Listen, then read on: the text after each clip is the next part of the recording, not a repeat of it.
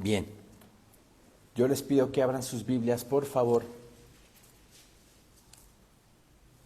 en el libro o la carta escrita a los Hebreos,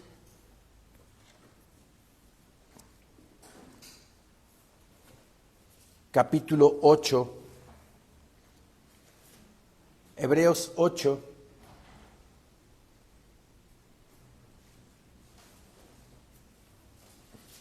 versículo 1.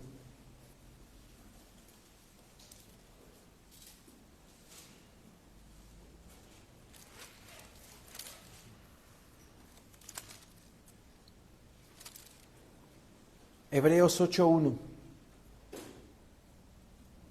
Dice nuestro Señor en su santísima palabra: ahora bien, el punto principal de lo que venimos diciendo es que tenemos tal sumo sacerdote, el cual se sentó a la diestra del trono de la majestad en los cielos. Bien, aquí el autor de Hebreos nos dice que se venía comentando desde el capítulo 7 acerca de el sacerdocio según el orden de Melquisedec, que había un sacerdocio levítico, ¿verdad? Y que ese sacerdocio levítico fue cambiado por uno mejor, el cual este nuevo sumo sacerdote del que habla ya no muere, es eterno. Porque del sacerdocio levítico, pues cada vez que moría un sumo sacerdote, bueno, pues tenía que venir su hijo, porque era por descendencia, para tomar el puesto del padre, ¿sí? Pero que en el orden de sacerdocio, según Melquisedec, era un sacerdocio eterno y para siempre. Eso explica el capítulo 7 de Hebreos, dándoles a entender el escritor a los judíos de que el nuevo sacerdocio es incomparable a uno humano. Por eso empieza la carta en el capítulo 8 diciendo: ahora viene el punto principal de lo que venimos diciendo, es que tenemos tal sumo sacerdote. Ese tal lo eleva, ¿verdad? Lo eleva sobre todo, el cual se sentó a la diestra del trono de la majestad en los cielos. Cosa que ningún sacerdote o sumo sacerdote humano nunca pudo hacer. Y dice que este tal sumo sacerdote está sentado a la diestra de Dios. ¿Sí? Aquí en Hebreos 4:14, vamos para acá atrás.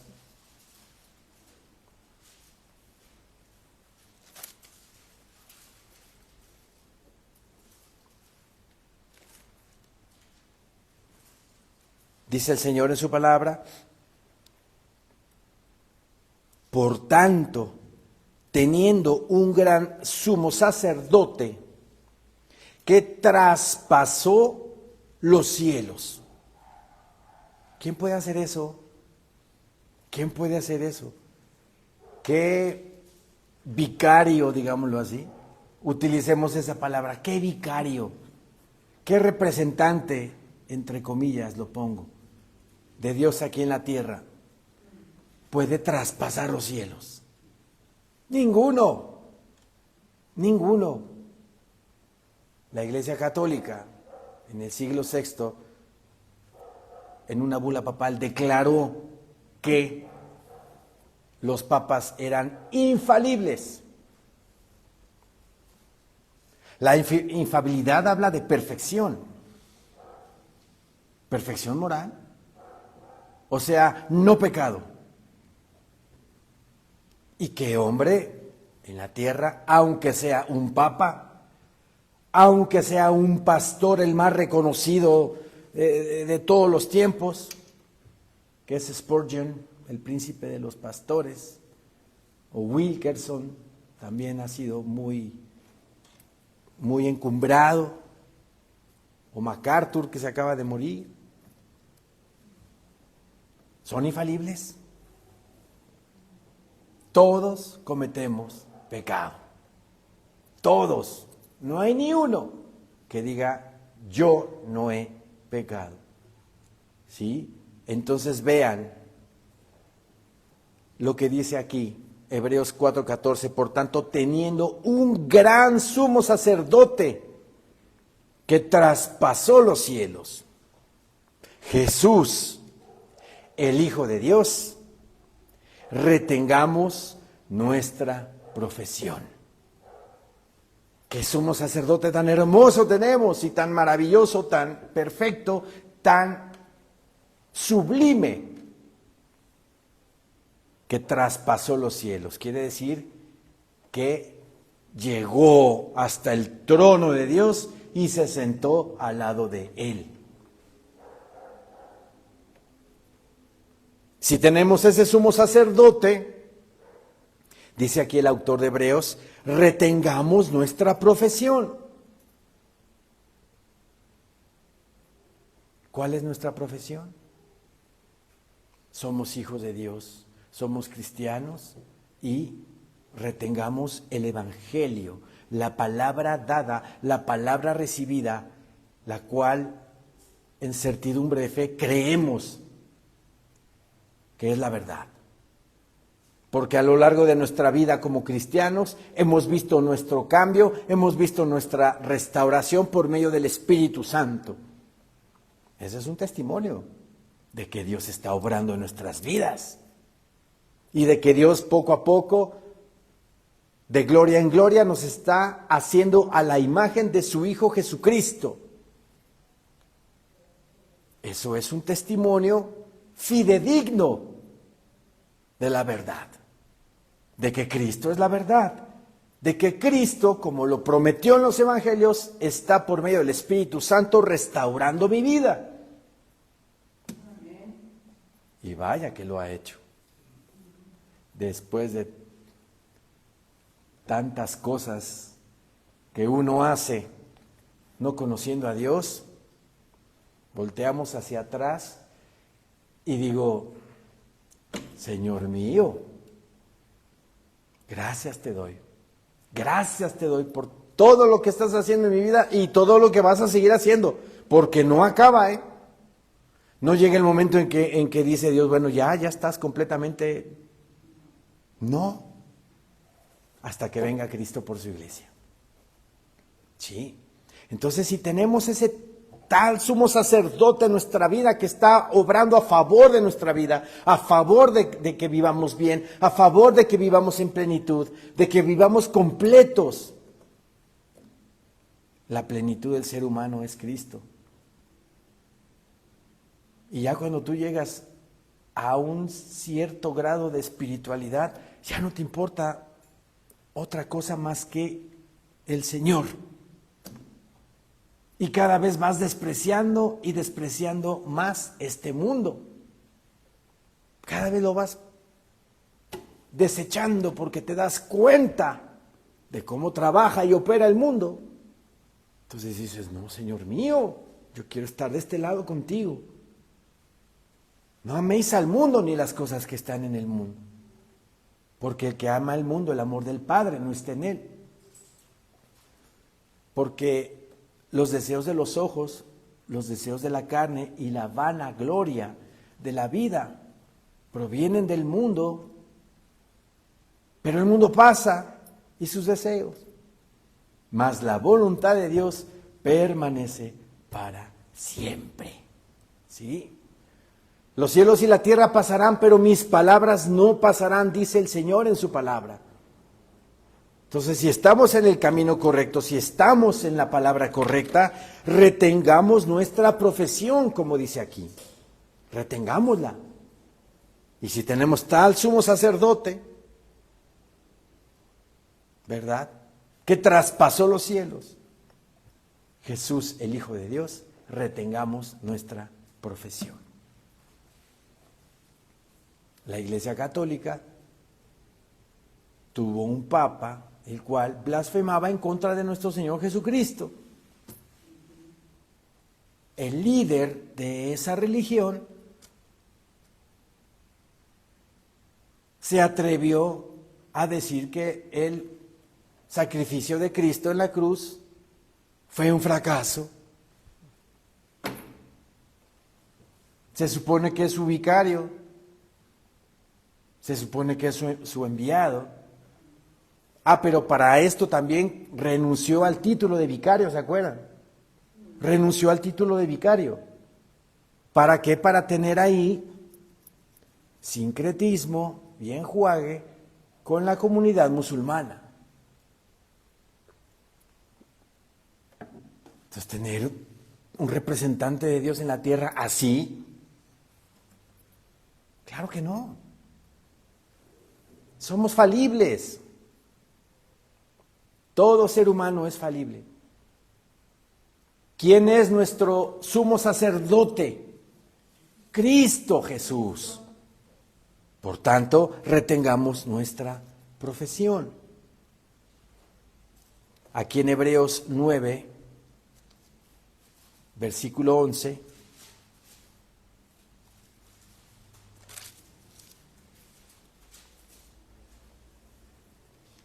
dice el Señor en su palabra: pero estando ya presente Cristo, sumo sacerdote de los bienes venideros, por el más amplio y más perfecto tabernáculo, no hecho de manos, es decir, no de esta creación, y no por sangre de machos cabríos, ni de becerros, sino por su propia sangre, entró una vez para siempre en el lugar santísimo, habiendo obtenido eterna redención. Eterna redención. El versículo 11 nos habla de el más amplio y más perfecto tabernáculo. Porque el tabernáculo del desierto, el que estuvo con Moisés, luego el templo de Salomón y luego el templo de Herodes, o el templo de Zorobabel, el templo de Herodes, siempre fueron una figura del verdadero templo que iba a ser edificado aquí en la tierra. ¿Y cuál fue ese verdadero templo que fue edificado aquí en la tierra? Cristo Jesús. El templo de Cristo Jesús. ¿Sí? Cuando los judíos, ¿verdad?, le dicen: oye, pero ¿cómo te atreves tú a hacer lo que haces? ¿Con qué autoridad haces esas cosas? Cuando el Señor estaba con el látigo, ¿verdad?, ahí en el tabernáculo, quitando en el tabernáculo, en el templo, levantando las mesas de los cambistas. Le dicen: ¿con qué autoridad haces estas cosas? Nuestro Señor Jesucristo les dijo: destruid este templo y yo en 3 días lo levanto. 49 años nos tomó construir este templo y tú en 3 días lo vas a levantar. No hablaba del templo físico, sino el templo de su cuerpo, dice la palabra en Juan. O sea que el verdadero tabernáculo, por el más amplio y más perfecto tabernáculo, no hecho de manos, es decir, no de esta creación, es Cristo mismo, en cuerpo glorificado. En cuerpo glorificado.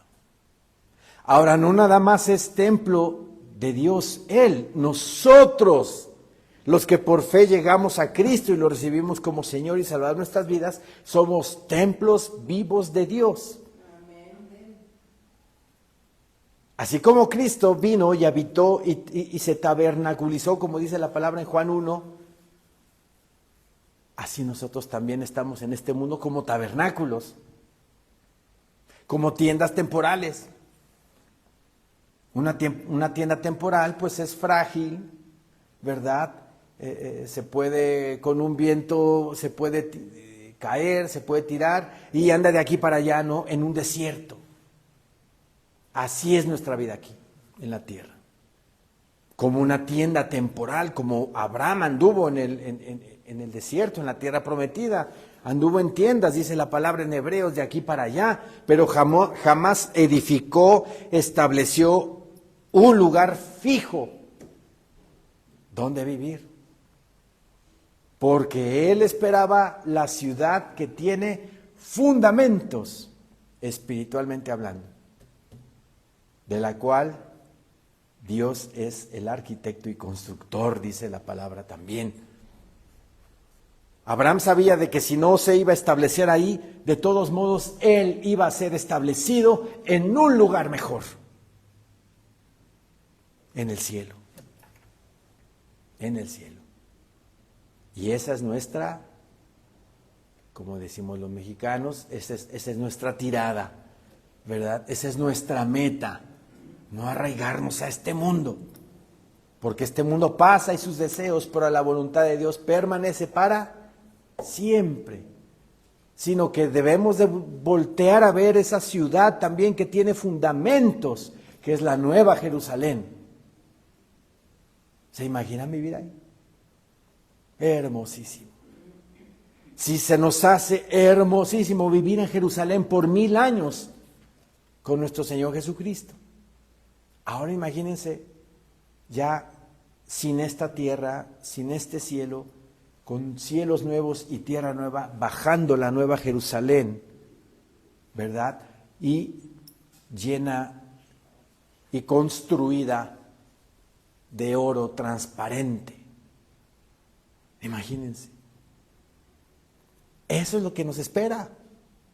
Eso es lo que nos espera. Debemos de mentalizarlo, debemos de anhelarlo con todo nuestro corazón, ¿sí? Porque somos sus hijos, los hijos de Dios, y somos templos vivos de Dios. El Espíritu Santo mora en este santuario. ¿Cómo trato este santuario? ¿Es digno este santuario de tener al Espíritu Santo? Preguntémoslo y meditémoslo cada uno en nuestros corazones.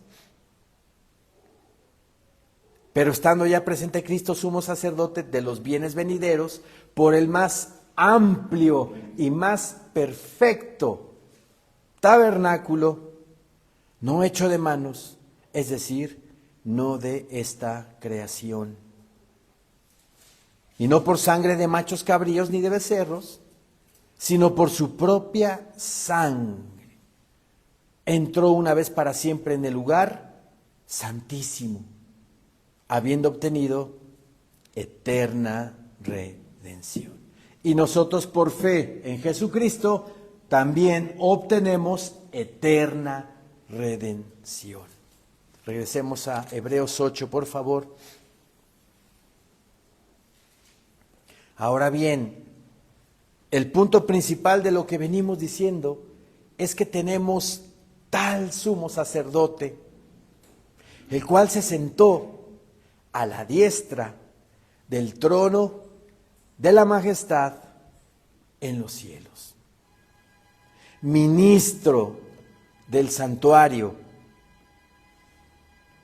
y de aquel verdadero tabernáculo que levantó el Señor y no el hombre.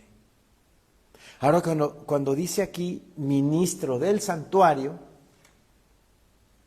nos habla de que es un servidor público. Es un servidor Cristo. Un servidor público en el gobierno pues atiende a la gente, ¿no? Atiende a la gente común como nosotros que vamos a pagar el agua, que vamos a pagar el teléfono, no sé. Hay servidores públicos que están al servicio de nosotros, los ciudadanos. Cristo Jesús es servidor público del santuario de Dios. ¿A quién atiende este ministro del santuario? ¿A quién atiende? ¿A quién sirve? A nosotros, ¿verdad? A nosotros. ¿En qué aspecto? Lo acabamos de ver el martes en el Instituto Bíblico. Como intercesor a favor de nosotros.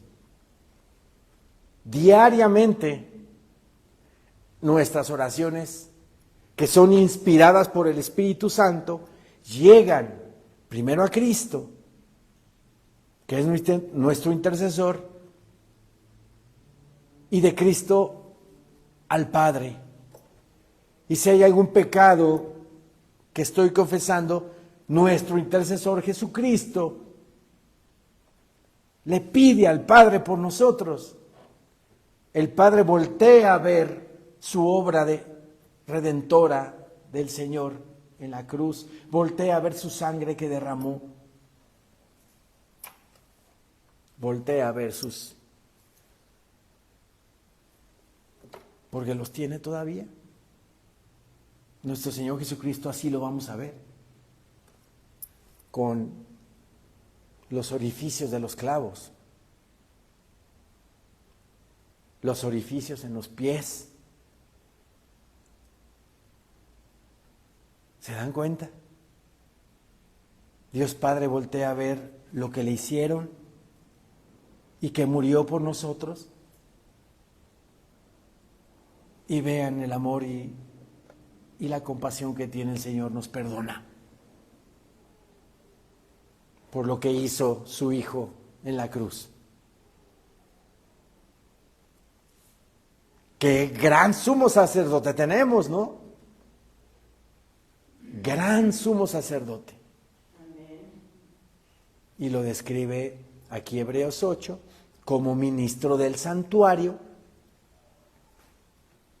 Ese ministro que está a favor de nosotros. A mí me gusta la traducción de la Biblia Dios habla hoy, que dice así: y oficia como sacerdote en el verdadero santuario, el que fue hecho por el Señor y no por los hombres, en el cielo. Está a favor de nosotros, diariamente, diariamente. Ministro del santuario y de aquel verdadero tabernáculo que levantó el Señor y no el hombre. Versículo 3. Porque todo sumo sacerdote está constituido para presentar ofrendas y sacrificios, por lo cual es necesario que también éste tenga algo que ofrecer. En el Antiguo Testamento, y lo acabamos de leer en Hebreos 9, se quemaban animales, becerros, cabras, machos cabríos, derramaban su sangre, le quitaban las vísceras, las limpiaban, ¿verdad? Pero todo eso como figura de una realidad mucho mejor. Este sumo sacerdote del que habla el versículo 3 dice: porque todo sumo sacerdote está constituido para presentar ofrendas y sacrificios. ¿Sí? Esas ofrendas eran pues ofrendas de cereal y los sacrificios pues de animales. por el pecado, por yerro, para ofrecer un voto como comunión, ofrendas de paz. Entonces el sumo sacerdote del Antiguo Testamento ofrecía siempre algo. Por eso después, al final del versículo 3 dice, por lo cual es necesario que también éste tenga algo que ofrecer. Así que, si estuviese sobre la tierra, ni siquiera sería sacerdote, habiendo aún sacerdotes que presentan las ofrendas según la ley. Por ejemplo, en Hebreos 5:1,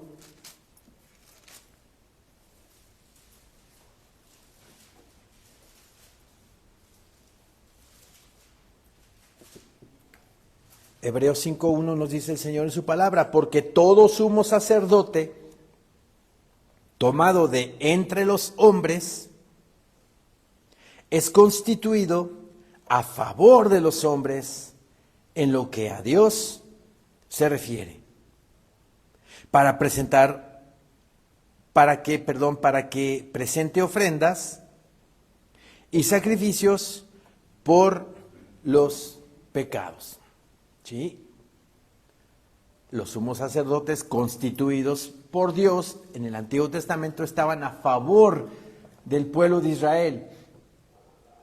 Si alguien pecaba, pues llevaba su animal, lo degollaban, le extraían la sangre, lo preparaban para quemarlo en el altar del holocausto, ¿verdad? Y por medio de ese sacrificio, Dios Padre cubría el pecado. Cubría. No quitaba, cubría. ¿Sí? Por eso dice Hebreos 5:1, porque todo sumo sacerdote tomado de entre los hombres es constituido a favor de los hombres en lo que a Dios se refiere, para que presente ofrendas y sacrificios por los pecados. Vean qué interesante lo que dice el versículo 2. Para que se muestre paciente con los ignorantes y extraviados, puesto que él también está rodeado de debilidad. Y si la palabra de Dios aquí en Hebreos 5:2 dice que también los sacerdotes del Antiguo Testamento estaban rodeados de debilidad, ¿quién es la Iglesia Católica para decir, verdad, que los papas son infalibles? Aquí la palabra dice que no, que los sacerdotes, a favor de los hombres, también tienen que ser pacientes con los extraviados, con los ignorantes, porque también ellos son hombres y están rodeados de debilidad, o sea, también de pecado. Somos falibles. ¿Sí? Y por causa de ella debe ofrecer por los pecados, tanto por sí mismo, o sea, el sacerdote también tenía que ofrecer animales en el altar por sus propios pecados. En Yom Kippur, el sumo sacerdote, acuérdense que nada más entraba una vez al año, tenía que ofrecer sacrificios por sus propios pecados, por los de su familia y por los del pueblo. También pecan, también pecamos. Estamos rodeados de debilidad, todos los seres humanos. Regresemos a Hebreos 8, por favor.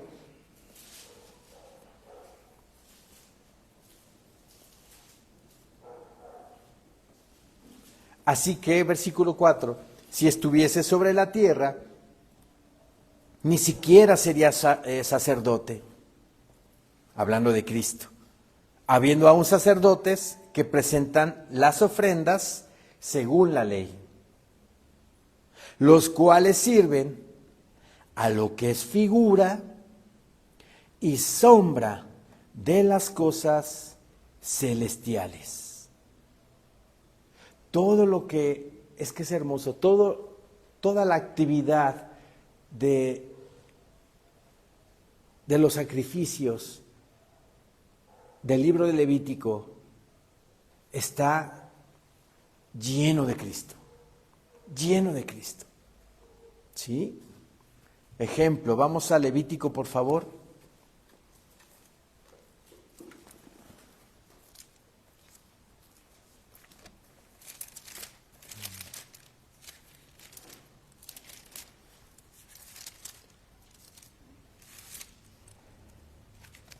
Levítico capítulo 1 nos habla de los holocaustos.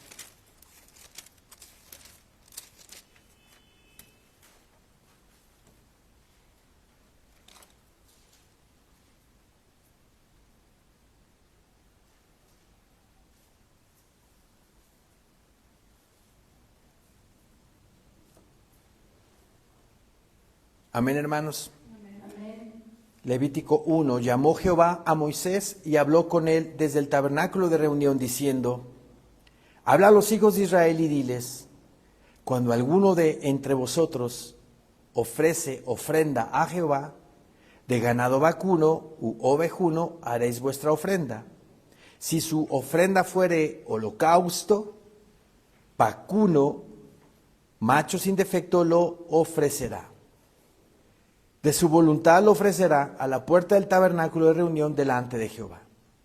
Y pondrá su mano sobre la cabeza del holocausto y será aceptado para expiación suya. La mano se imponía, ¿verdad?, en la cabeza del animal, simbólicamente pasando sus pecados al animal, ¿verdad? Esta víctima, ¿verdad? Esta víctima expiatoria es figura de Cristo. Un ser que no la debe ni la teme, ¿verdad?, es llevado en lugar de el pecador. Ahí vemos a Cristo como el Cordero de Dios, sin pecado, sin mancha alguna, sustituyendo, ¿verdad?, Dios Padre, nuestros pecados por la vida de Él. Versículo 4, y pondrá su mano sobre la cabeza del holocausto y será aceptado para expiación suya. Entonces degollará el becerro en la presencia de Jehová, y los sacerdotes hijos de Aarón ofrecerán la sangre y la rociarán alrededor sobre el altar, el cual está a la puerta del tabernáculo de reunión. ¿Sí? Esa sangre, ¿verdad?, que es rociada delante del altar, es la misma sangre que el Cordero de Dios, ¿verdad?, en la cruz del Calvario, roció, escurrió sobre la cruz. Aquí estamos hablando de un tipo del sacrificio de Cristo, de que la sangre, aquí en Levítico 1, representaba el cubrir del pecado del israelita que llevaba la ofrenda. La realidad es Cristo como Cordero de Dios que derramó su sangre en el altar para cubrir nuestros pecados. No, lavar nuestros pecados, quitar nuestros pecados. No es lo mismo. Por eso en Hebreos dice que las actividades y obras del santuario eran una figura que apuntaban a una realidad que es Cristo Jesús, nuestro Señor. ¿Sí? Y todo el libro de Levítico, habla de eso, de figuras, de maquetas que apuntaban a una realidad mejor, mayor. Regresemos a Hebreos 8, por favor. Hebreos 8:5, los cuales sirven a lo que es figura y sombra de las cosas celestiales, como se le advirtió a Moisés cuando iba a erigir el tabernáculo, diciéndole, mira, haz todas las cosas conforme al modelo que se te ha mostrado en el monte. Quiere decir que todo lo que Dios Padre le pidió a Moisés que hiciera aquí en la tierra, en referencia al tabernáculo, al altar del incienso, al altar del holocausto, todo es figura de una realidad en el cielo. ¿Hay templo en el cielo? Hay templo en el cielo. ¿Sí? Apocalipsis 11, versículo 19 dice que se abrió el templo del cielo, en el cielo, y se veía ahí el arca de la alianza. Pero el arca de la alianza celestial, ¿sí? La celestial, la realidad, la que vio Moisés, ¿verdad? La que Dios Padre le puso ahí para que copiara el modelo de la celestial y la edificara aquí en la tierra. No que el arca de la alianza haya desaparecido y Dios se la llevó al cielo, no. La física no. La física está perdida. Pero hay una que se le mostró a Moisés, la celestial, esa está allá, en el cielo. ¿Sí me explico? ¿Sí? Ok.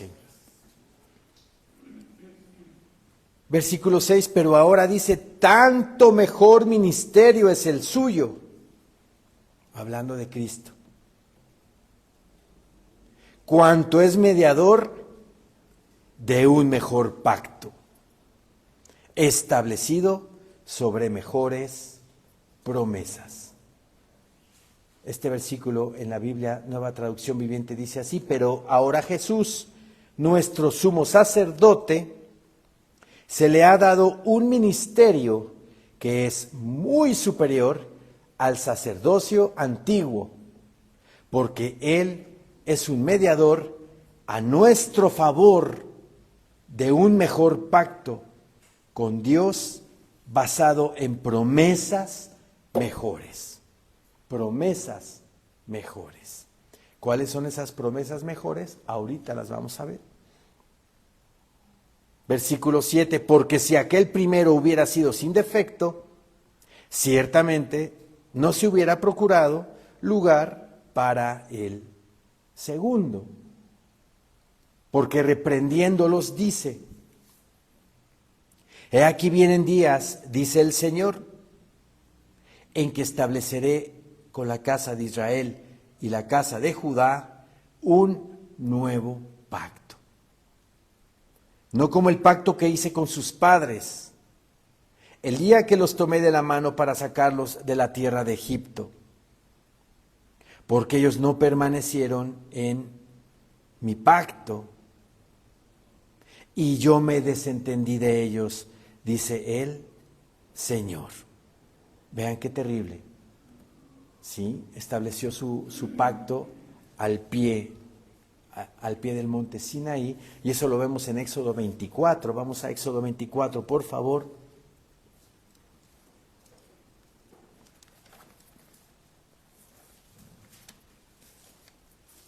Versículo 4.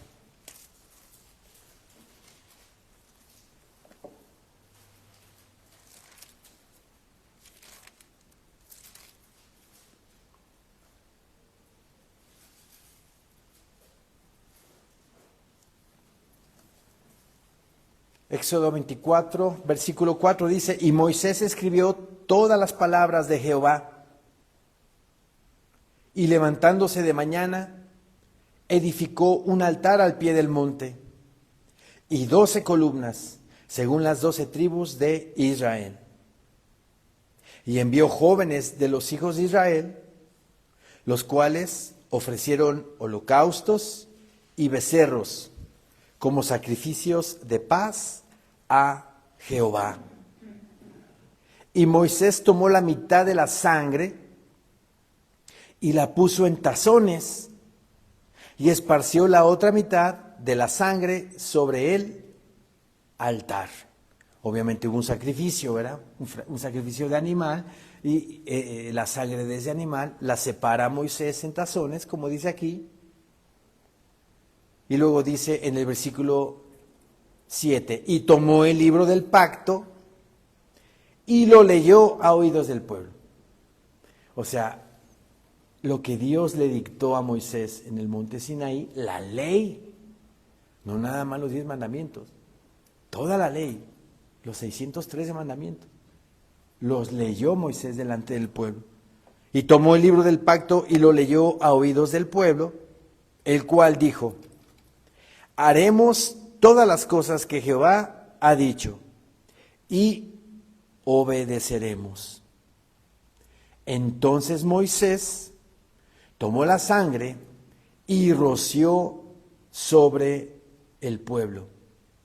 Y dijo: he aquí la sangre del pacto que Jehová ha hecho con vosotros sobre todas estas cosas. Roció primero la sangre sobre el libro y la otra mitad la roció sobre el pueblo. Y ahí se selló ese pacto entre Dios y su pueblo. ¿Cumplió Israel con ese pacto? No lo cumplió. No lo cumplió. Entonces este es el pacto del Antiguo Testamento que se firmó, digámoslo así, al pie del monte Sinaí. ¿Ok? Entonces en Hebreos 8, versículo 7, porque si aquel primero hubiera sido sin defecto, ciertamente no se hubiera procurado lugar para el segundo, porque reprendiéndolos dice: he aquí vienen días, dice el Señor, en que estableceré con la casa de Israel y la casa de Judá un nuevo pacto, no como el pacto que hice con sus padres el día que los tomé de la mano para sacarlos de la tierra de Egipto, porque ellos no permanecieron en mi pacto. Ya vimos el pacto, cómo fue, ¿verdad? Y yo me desentendí de ellos, dice el Señor. Dios Padre ya no quería ir con ellos. Dios Padre le dijo a Moisés: que mi ángel los lleve, yo no voy contigo. ¿Y qué le contesta Moisés? Si tú no vas con nosotros, no salimos. No salimos. Y vean cómo en la misericordia de Dios salió con ellos. Salió con ellos. Y los aguantó, los resistió 40 años en el desierto. Claro que la primera generación, por su incredulidad y falta de fe, la primera generación, cuando los mandan a investigar la tierra prometida y se espantan porque veían gigantes y dijeron: nos van a tragar y van a matar a nuestros hijos y a nuestras mujeres. Esa primera generación no llegó. Los hijos de ellos fueron los que entraron a la tierra prometida. ¡Qué misericordia de Dios! Porque hubiera dicho el Señor: ¿saben qué? Terminó con todos. Pero no, tuvo misericordia de ellos. Se esperó 40 años para que muriera la primera generación, pero la segunda fue la que entró. Las consecuencias de la desobediencia. Sí. Por eso dice: y yo me desentendí de ellos, dice el Señor. Pero el Señor siempre anda buscando, ¿verdad? Siempre es el que toca la puerta, siempre es el que está ahí esperando, con paciencia. Vean lo que dice el versículo 10, por lo cual este es el pacto que haré con la casa de Israel después de aquellos días, dice el Señor. O sea, ya que el primer pacto, que obviamente era un pacto como apuntando a una nueva realidad, apuntando a uno mejor, dice aquí, Por lo cual este es el pacto que haré con la casa de Israel después de aquellos días, dice el Señor. Pondré mis leyes en la mente de ellos y sobre su corazón las escribiré. Y seré a ellos por Dios y ellos me serán a mí por pueblo. Y ninguno enseñará a su prójimo, ni ninguno a su hermano, diciendo, conoce al Señor, porque todos me conocerán, desde el menor hasta el mayor de ellos, porque seré propicio a sus injusticias, y nunca más me acordaré de sus pecados y de sus iniquidades.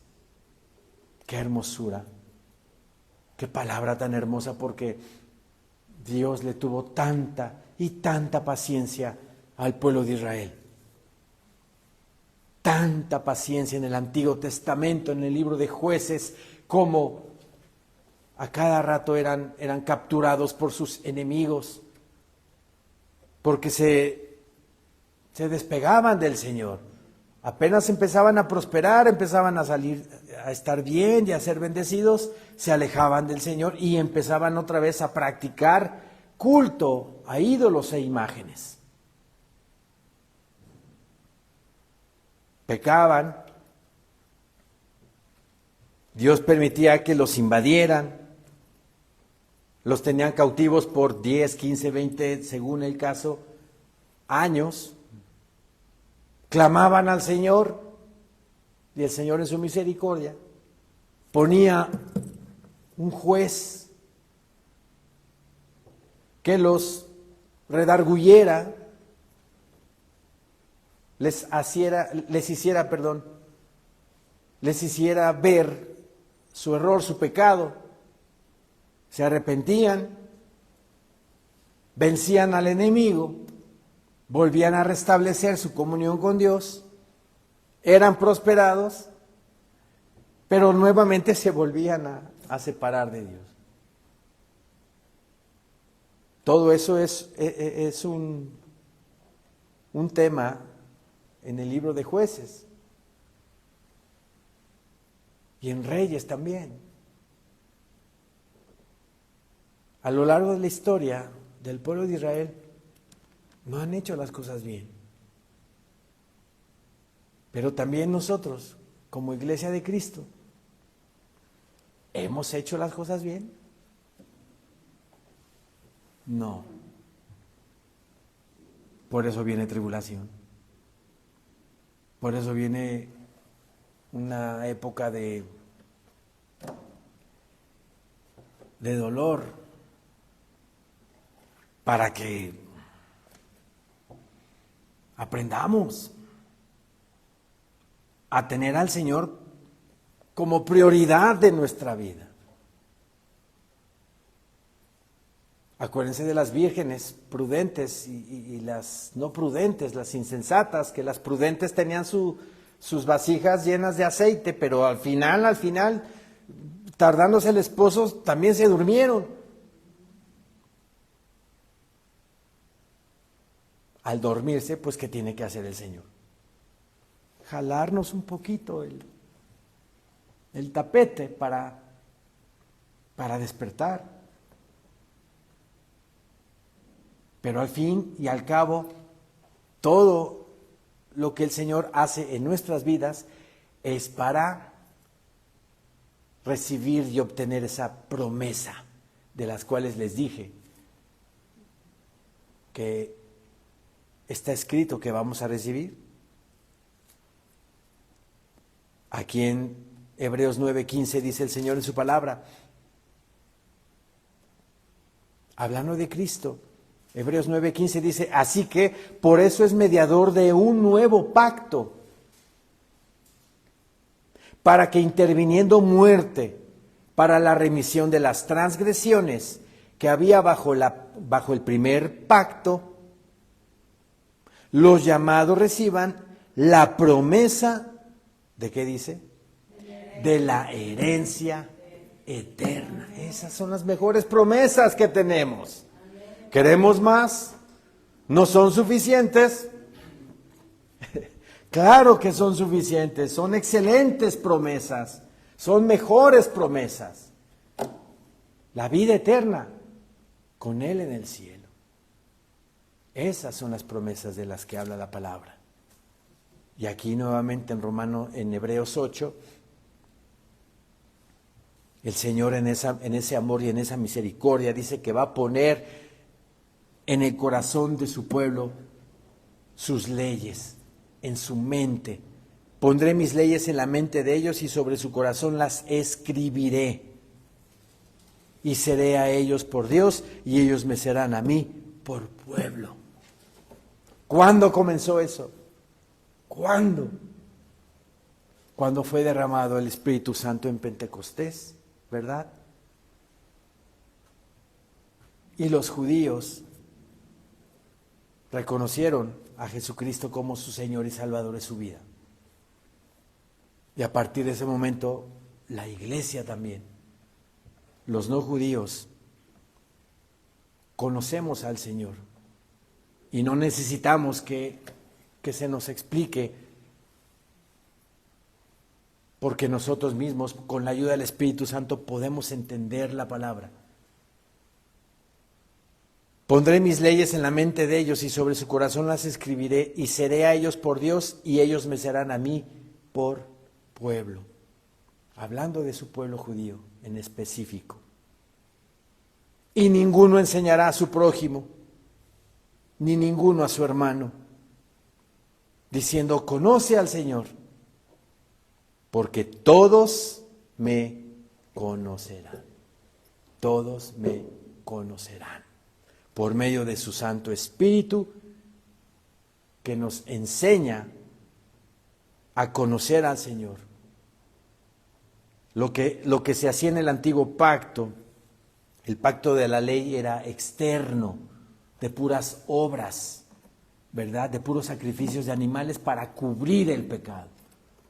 Pero en el Nuevo Testamento, o en el Nuevo Pacto, es interno, porque Dios mismo, por medio de su Santo Espíritu, está trabajando con nosotros en nuestro interior. Por eso, cuando Cristo Jesús nuestro Señor, por ejemplo, en Mateo, en el Sermón de las Bienaventuranzas, Mateo capítulo del 5 al 8, nos habla de, habéis oído lo que dijeron los antiguos, no matarás, pero yo os digo, que si ofendes a tu hermano, si le dices fatuo, serás culpable de juicio. ¿Qué nos dice eso? Que el Señor vino a darle una escala mayor a esos mandamientos, atacando el problema desde el corazón. ¿Habéis oído a los antiguos? No adulterarás.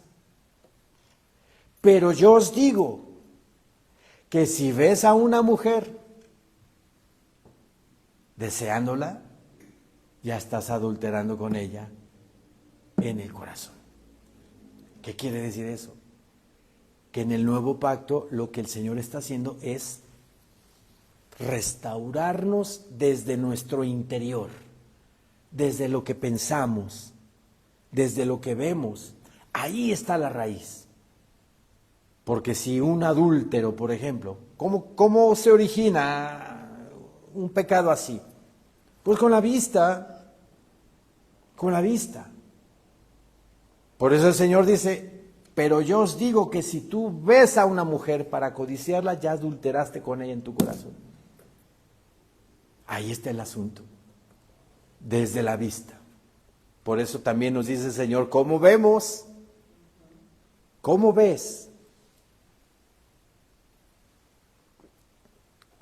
Por eso, aquí, en esta parte final dice, que todos conocerán al Señor. ¿Por qué? Porque el Espíritu Santo en nosotros nos ayuda a conocerlo, nos ayuda a entender su palabra.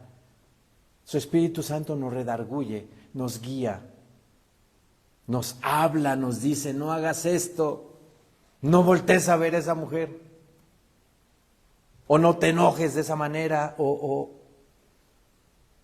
porque está atacando el problema desde adentro. Cosa que en el Antiguo Testamento, en el Antiguo Pacto, era exterior nada más, puras obras de sacrificio.